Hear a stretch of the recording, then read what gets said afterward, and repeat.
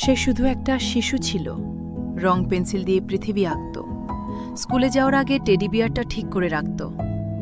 সেদিনও সবকিছু স্বাভাবিক ছিল। হঠাৎ পাশের ফ্ল্যাট থেকে ডাক পড়ল, আর তারপর পুরো পৃথিবীটাই বদলে গেল। একজন মা পুরো বিল্ডিং খুঁজে বেড়াচ্ছে তার সন্তানকে। তারপর একটা ছোট্ট জুতা দরজার সামনে পড়েছিল। সেই মুহূর্তেই একটা মায়ের পৃথিবী থেমে গেল।